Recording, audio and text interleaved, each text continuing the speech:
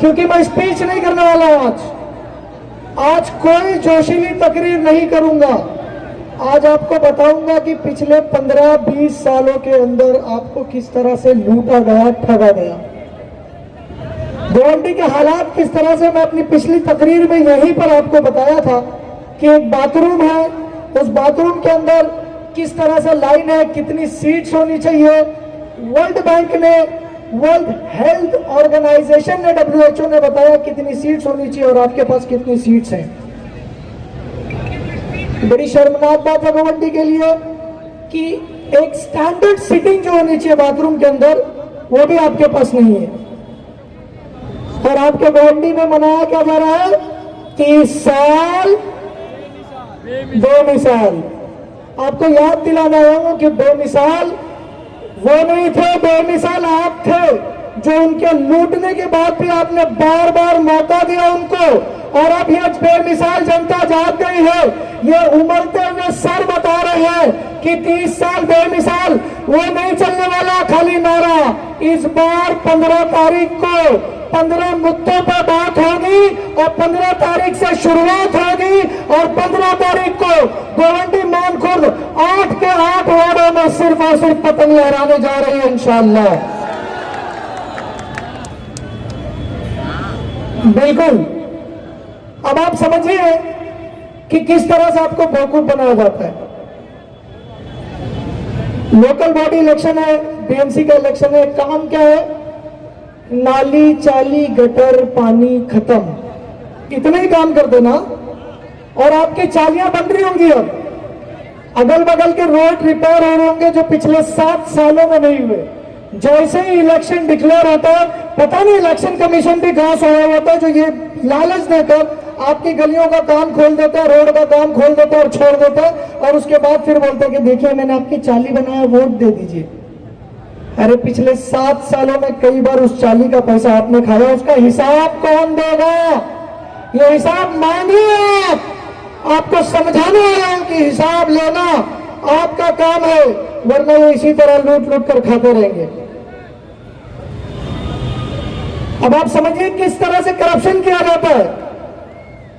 शुरुआत कहां से होती है? बहुत लोगों को मेरी ये बात चुभेगी। कमीशन खोर चुनते हैं आप नगर सेवक के नाम पर, कमीशन खोर चुनते हैं आप MLA के नाम पर। कमीशन खोरों को आपने हमेशा कुर्सियां दी हैं। क्यों मैं कह रहा हूं समझिए। एक चाली का कॉन्ट्रैक्ट निकलता है, उस चाली को बनाने के लिए एक कॉन्ट्रैक्टर को कॉन्ट्रैक्ट दिया जाता है। ओपन कॉन्ट्रैक्ट का सिस्टम है, लेकिन आप देखिएगा इनके चट्टे बट्टे कॉन्ट्रैक्ट लेते बेचारे कॉन्ट्रैक्टर। अगर ईमानदारी से डाले तो उनको डराया धमका जाता है कि आप बीट मत कीजिए, आप अपना कॉन्ट्रैक्ट यहां से हटा लीजिए, या कॉन्ट्रैक्ट लेंगे तो 40% दीजिए, 45% दीजिए। ये अपने कॉन्ट्रैक्टर्स को डालते हैं और यहां से शुरू होती है करप्शन की शुरुआत। 25 से 28% पहले ये लेते हैं अपने कॉन्ट्रैक्टर से। अगर इन्होंने 25% ले लिया, 100 रुपए के काम में 25 रुपए किसके जेब में गया? आपके कारपोरेटर साहब के। और उनकी डकार भी नहीं आती। 5% से 7% MLA साहब BMC के काम में ले रहे हैं, 30% खत्म। फिर उसके बाद ऑफिसर्स शुरू करते हैं ऊपर से नीचे तक लेकर ये तकरीबन आपके MLA साहब के PA, आपके कॉर्पोरेटर साहब के PA, उनके CA, पता नहीं कौन कौन। फिर ये पैसा बचता है 100 रुपया जो जनता के नाम पर आया था डेवलपमेंट का काम करने के लिए, बचता है सिर्फ और सिर्फ 20 से 22 रुपया। अब कॉन्ट्रैक्टर सोचते हैं कि 20-22 रुपए में मुझे काम भी करना है और प्रॉफिट भी कमाना है। किया क्या जाए? तो आपकी 6 चालियों का कॉन्ट्रैक्ट लेता है, 2 बनाकर चला जाता है, 4 चालियां नहीं बनती है। समझ में आया आपको क्यों चालियां नहीं बनती है? समझ में आ रहा है कि नहीं आ रहा है? बताते जाइए। फिर उसके बाद आप कॉर्पोरेटर के पास जाते, कॉर्पोरेटर बोलता बन जाएगा, नहीं बनता। ऑफिसर के पास जाते, वो बोलता बन जाएगा, नहीं बनता। वो क्यों नहीं बनता? क्योंकि आपकी चाली की लादियां, उसमें पड़ने वाला सीमेंट, रेती, मिट्टी, सब ये आपके कॉर्पोरेटर और ऑफिसर्स ने क्या किया? डकार लिया है। समझ में आ गई बात आपको? समझ में आ गई बात आपको? ये 8 कॉर्पोरेटर्स, मैं इंशाल्लाह इनको कॉर्पोरेटर्स बोल रहा हूं जो आपके सामने बैठे हुए हैं।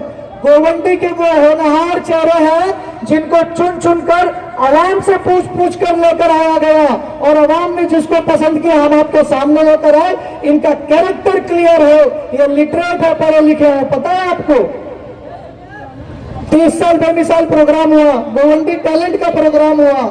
गोवंडी टैलेंट में टीचरों को यहाँ बुलाया गया, कई टीचरों को बुलाया गया, 100 में से 1-2 टीचरों को लैपटॉप दिया गया और बोला गया हम लोग एजुकेशन पे काम कर रहे हैं, टीचरों को लैपटॉप दे रहे हैं। 100 में से 2 टीचर को लैपटॉप दिया। आज आपकी अपनी पार्टी, अपनी जमात मालूम है, ये 8 सीटों में 3 सीट टीचर्स को दिया उन्होंने। अगर आप लैपटॉप देते हैं तो मजलिस टिकट देके आपके बीच में टीचर्स को कॉर्पोरेट बनाकर भेजती है। आपको पता होना चाहिए। 2 एडवोकेट है, LLB परसुइंग फाइनल ईयर में है, एक MSc physics, MSc maths, BCom graduate, EHS engineer. ऐसा ही चाहिए था ना आपको आपका कैंडिडेट? अरे जब आपको जैसा कैंडिडेट चाहिए था हमने दिया। अब आपका काम क्या मुझे बताइए? टकाटक सिर्फ वोट पड़ना चाहिए पतंग के निशान पर। आइए आपको और इश्यूज बताता हूं। BMC स्कूल बनी, नारियल फूटे, बार बार नारियल फूटे। नटवर पारिक स्कूल बनी, 2 साल से उसका उद्घाटन ही हो रहा है, बच्चे उसमें पढ़ना नसीब ही नहीं हो पा रहा। सही बात है गलत बात है? सरकारी अस्पताल बना 7 माले का, 24 करोड़ रुपए, 16 करोड़ का बजट, 24 करोड़ तक गया और बनने के बाद 7 साल हो गए, ऑपरेशन में नहीं है, ऑपरेटिव नहीं है, वहां डिस्पेंसरी बना दी गई है। आपको पता है क्यों वह आज भी डॉक्टर नहीं है? क्योंकि डॉक्टर का मुतालबा करने के लिए जिससे पहले आपने जो कॉर्पोरेटर बनाकर भेजा था, मैं गारंटी के साथ कहता हूं अबू हाशिम आजमी जिस स्टेज पर लेकर आए उनसे एक लेटर लिखवा दे BMC को। अगर अपने हाथ से लेटर लिख दे तो मैं आपके बीच से अपने घर चला जाऊंगा। एक लेटर लिखने के काबिल एक भी कॉर्पोरेटर नहीं था। आइए हमारे कैंडिडेट से आप पूरा का पूरा PIL और पिटीशन ड्राफ्ट करवा लीजिए, करके दे देंगे आपको। मजलिस पढ़े लिखों की जमात बन गई है और बने क्यों ना, मजलिस का बानी ही बैरिस्टर है भाई। मजलिस का बानी, मजलिस का लीडर ही बैरिस्टर है। हम भी कोशिश कर रहे हैं इंशाअल्लाह उस बैरिस्टर की तरह सीखे, उनसे समझे और आवाम के बीच में रहकर खिदमत करें। इसके अलावा अगर आप देखेंगे कुछ लोग आपके बीच में आ रहे हैं,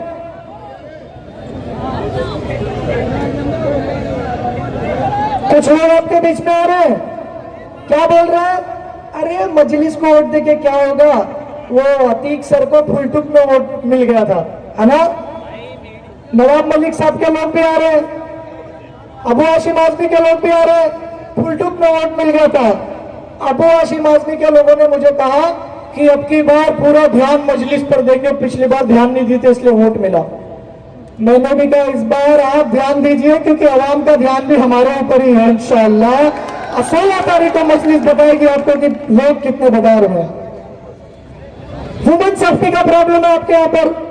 आवाम, लड़कियां निकलती है, उनके साथ छेड़छाड़। एक लाइब्रेरी हमने झगड़ा करके बनाया, उस लाइब्रेरी के बाहर आज तक एक कैमरा इंस्टॉल नहीं किया गया। 8 बजे तक 9 बजे तक लाइब्रेरी का टाइम बढ़वाया गया। वहां से लड़कियां निकलती हैं, वहीं पर बैठकर राशन ऑफिस, सरकारी ऑफिस है लेकिन रात में वो बार की शक्ल ले लेता है, वहां बैठकर शराब पीते हैं। वहां से बेचारी नकाब पहनकर बच्चियां पढ़ने जाती हैं अपने घर को। अब बताइए ये कॉर्पोरेटर्स हैं? ये कॉर्पोरेटर्स नहीं है, ये सेवक नहीं है, ये लुटेरा है। ये रात भर होटलों पर बैठकर टाइम पास करते हैं और फजर के टाइम सोते हैं और 4 बजे तक सोते हैं। 4 बजे उठकर नहा धोकर निकलते हैं, 2 घंटा रील बनाते हैं, घर चले जाते हैं। आपको क्या टिकटॉक का नचनिया चाहिए या पढ़े लिखे काम करने वाले लीडर चाहिए? आपको खुद डिसाइड करना पड़ेगा। आज पैसा चाहिए आपको, कॉर्पोरेटर वो हमने दिया इंशाल्लाह। अब आपके बीच में लोग आ रहे हैं, धमकियां दे रहे हैं, जिसका MLA उसका कॉर्पोरेटर। कह रहे हैं आपको, उनको कहिए जैसा MLA वैसा कॉर्पोरेटर। बेकाम का MLA बेकाम का कॉर्पोरेटर। एमएलए भी नहीं चाहिए था, गलती से आ गया, अब कॉर्पोरेटर भी नहीं आने देंगे इंशाल्लाह। आने देंगे क्या आप लोग? नहीं आने देना बिल्कुल। कलेक्टर सर्वे का प्रॉब्लम जानबूझ के लेकर आया जाता है आपके पास। फोटो पास के इश्यूज, उसमें दलाली देनी पड़ती है आपको। बर्थ सर्टिफिकेट दलाली देनी पड़ती है, डेथ सर्टिफिकेट दलाली देनी पड़ती है। बीएमसी स्कूल के अंदर एडमिशन कोई पूछने वाला नहीं है। बीएमसी स्कूल्स के विजिट कोई कॉर्पोरेटर करने वाला नहीं है। बीएमसी स्कूल में पीने का पानी है, साफ सुथरी वॉशरूम है या साफ सफाई का ख्याल है, इसका ख्याल नहीं। इसके अलावा आपके कॉर्पोरेटर्स अगर हमारे जीत कर आएंगे, मैं आपको गारंटी देता हूं, इन हर कॉर्पोरेटर्स को अपने वार्ड में हर बीएमसी स्कूल के अंदर सुबह 6:45 बजे जाकर अपनी अटेंडेंस देनी होगी। पता करना होगा पीने का पानी है या नहीं है, साफ सफाई है या नहीं है। अगर ना हो तो ये कॉर्पोरेटर्स करके देंगे। ये काम मजलिस करने जा रही है गोवंडी के अंदर इंशाल्लाह। आपके सर्वे पावती का प्रॉब्लम, फोटो पास का प्रॉब्लम, ये सॉल्व हो जाएगा। फोटो पास जो सरकारी फीस है, लीगल फीस है, मैं झूठ नहीं बोलूंगा कि हम आपको फोटो पास फ्री में बना के देंगे। 43 से 45 हजार रुपए फीस लगती है। और एक कॉर्पोरेटर की पगार कितनी होती है? 25,000 पगार नहीं होती उनको मानधन मिलता है, मानधन वो 25,000 रुपए मिलता है। अब आपके बीच में लोग आ रहे हैं, बोले हम आपका सर्वे पावती फ्री में बनाएंगे, आपका फोटो पास फ्री में बनाएंगे, आपको उम्रा करा देंगे हर साल 10 रुपए को। अरे वो आपको उम्रा नहीं कराएंगे, गुमराह कर रहे हैं। 25,000 रुपए कमाने वाला आदमी अगर 25,000 रुपए मिल रहा है तो उम्रा कैसे कराएगा हर साल में 10 लोगों को? कैसे वो फ्री में फोटो पास बनाएगा? समाज समझिए इस बात को कि अगर वो उम्रा कराने और फोटो पास बनाने की बात कर रहा है तो आपकी नाली चाली गटर पानी साफ सफाई इन सब का पैसा खाएगा और हराम के पैसों से उम्रा कराएगा। एक तरफ वो हराम के पैसों से उम्रा कराने की बात करता है और हम कह रहे हैं कि आपके बीच में आएंगे तो आपके बच्चों को बेटर एजुकेशन देंगे, अच्छी पढ़ाई देंगे, अच्छी शिक्षा देंगे, अच्छा रोजगार देंगे और आप अपने बच्चों की मेहनत की कमाई से उम्रा और हज करने जाएंगे इंशाअल्लाह। जाएंगे ना? क्या ये नेताओं के झूठे वादों पर करने जाएंगे? अच्छा 15 मिनट खत्म, 2 मिनट और। कुछ लोगों ने बोला मैं ये इतनी सारी आवाम है, असद साहब है, बलाला साहब है, सबको गवाह बनाता हूं, अल्लाह को गवाह बनाकर बोलता हूं। कुछ लोगों ने बोला कि मैंने टिकट के पैसे लिए। ये क्लियर करना बहुत जरूरी है इस आवाम के सामने।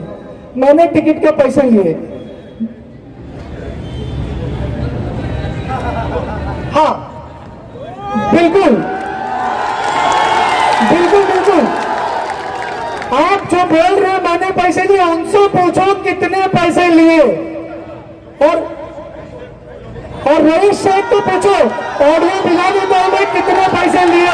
रईस शेख ने बताया एमएलए साहब ने कितने पैसे लिए।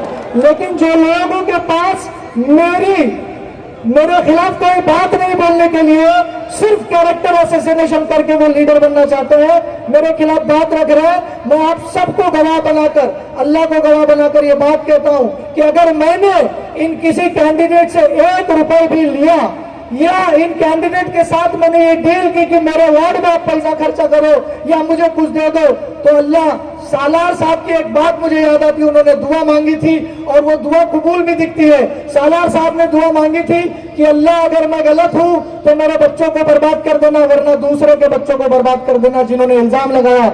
और सालार साहब के बच्चे अकबरुद्दीन और ससुद्दीन ओवैसी दोनों ही भाई और पूरे हिंदुस्तान के लीडर बन गए हैं। और जिनके लिए वो बददुआएं थी आज वो 200-500 रुपए के लिए आपके गोवंडी में भी आएंगे एमआईएम के खिलाफ बोलने।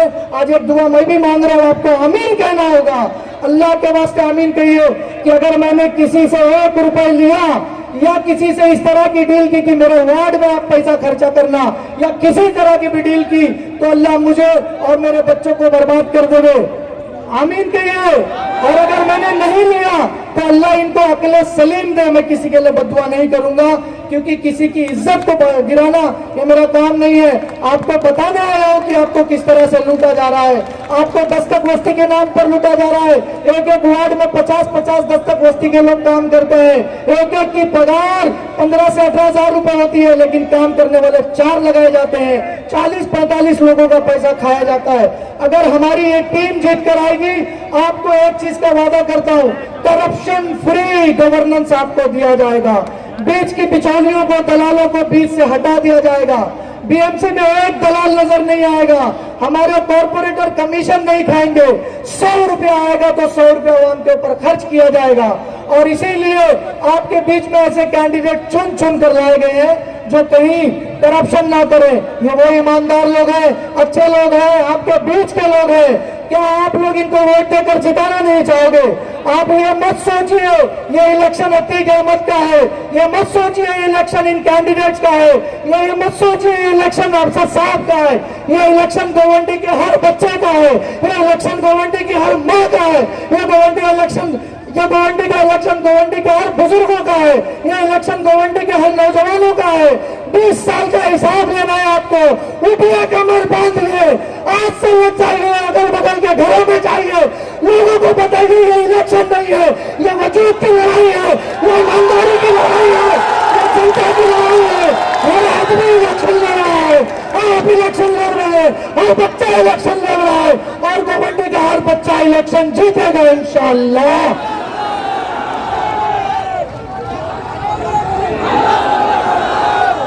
ये आपका इलेक्शन है, ये आपकी शनाख्त का इलेक्शन है, ये आपके वजूद का इलेक्शन है, आपके बच्चों के फ्यूचर का इलेक्शन है।